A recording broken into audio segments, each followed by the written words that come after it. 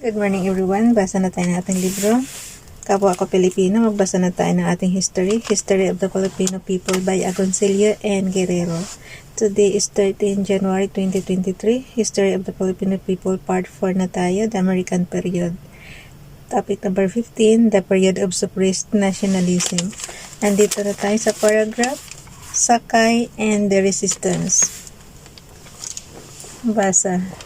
Sakay and the Resistance, the capture of Aguinaldo at Palanan and his subsequent taking of the oath of allegiance to the United States demoralized many revolutionists who followed suit and declared their fealty to the new colonial masters. Some leaders of the revolution, however, refused to surrender and instead organized revolutionary forces in the provinces of Bulacan, Pampanga, Laguna, and Batangas that would continue the armed struggle for independence. Macario Sakay in particular established the supreme government of the Tagalog archipelago and declared himself its president and commander-in-chief.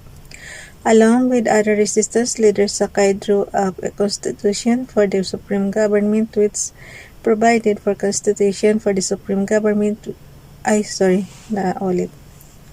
Sakay drew up a constitution for the supreme government which provided for a supreme president, a vice president, and a council of ministers composed of 6 members. The constitution also provided for a chamber of justice and legislature called the House of Representatives. In effect, Sakay acted in behalf of the defunct Malolos Republic. In May 1902, Sakay issued a manifesto which called on the Filipinos to desist from rendering allegiance to the United States and declared his intention of fighting the Americans in order to establish Philippine independence. Sakay then exerted efforts to provide some order and respectability to the movement. In a manifesto issued on May 6, 1902, Sakay denied the accusation that they were plain bandits tulisanes. A statement further buttressed by a number of orders he issued his followers which enjoined them to respect the women and honor the sanctity of private domiciles. Partly because of his desire to obtain the safety and security of his followers and the organization, Sakay showed ruthlessness in dealing with uncooperative Filipinos, particularly the informers and collaborators. He issued orders to arrest and sentence to hard labor at camp any Filipino who refused to contribute to the resistance even if he could afford to do so. To razzy towns whose inhabitants refused to shelter the rebels in the event of an attack by the Americans. He prescribed the death penalty for spies and informers, and many of those who were liquidated were local officials appointed by the Americans to serve in the reorganized municipal governments. The Americans sent thousands of troops to subdue the Sakay rebellion but without success. Sakay led a guerrilla force for 4 years but decided in 1906 to sue for peace in the belief that his surrender would hasten the establishment of a truly representative national legislature that would be composed of Filipinos, purportedly authorized by Governor General Henry C. I.D. Dominador Gomez, a well-known labor and political leader, negotiated for Sakay's surrender and assured the rebel leader that he and his men would not be punished or molested. He further impressed upon Sakay that his surrender would help restore peace and order in the country, a condition required by the Cooper Act of 1902 for the establishment of the Philippine Assembly. Consequently, Sakay and his military aide surrendered in Manila in 1906. The popular resistance leader was invited to numerous banquets, dances, and receptions befitting a national hero. In one such party given in his honor in Cavite, the Americans and the Philippine Constabulary surrounded him and his men, disarmed and arrested the unsuspecting rebel leader. The military authorities charged Sakay and his principal officers with having engaged in ladronism or banditry, and were accused of, among other things, stealing rice, personal property, stock animals, kidnapping for extortion and ransom, and treacherous murder and acts of extreme cruelty inflicted on many Filipinos. In accordance with the provisions of the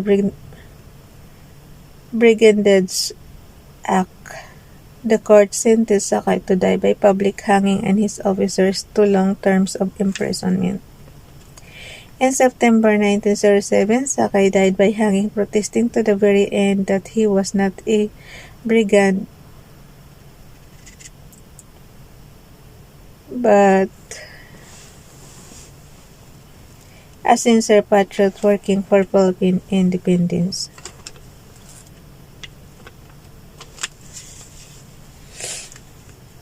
Brigandage Act and Reconcentration. The Americans denigrated widespread opposition to the imposition to American sovereignty by calling the resistance bandolerismo or disturbances and disorders caused by banditry and brigandage.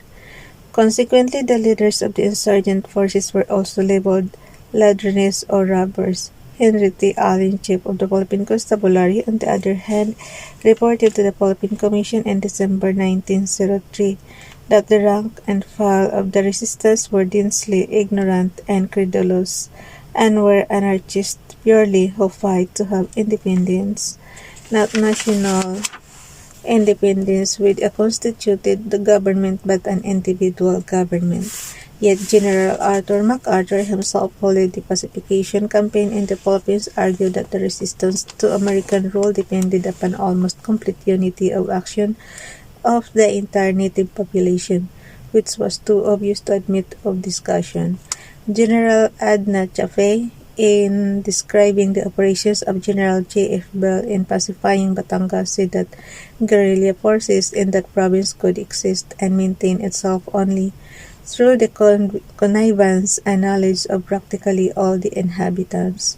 General MacArthur, who resented the growing power of American civilian authorities in the Philippines, commented that insurgent municipal governments were established secretly and implemented its policies. Tapos na yung heater.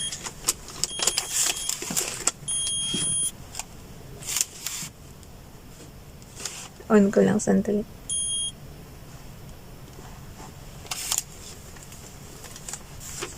Ulit tayo.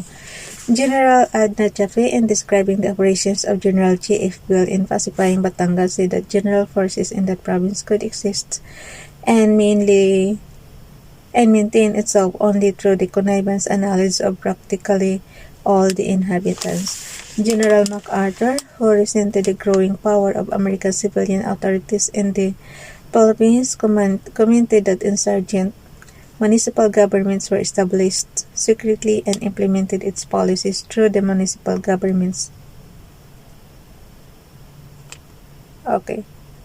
Through the municipal governments established by the Americans, and in many instances through the same government personnel.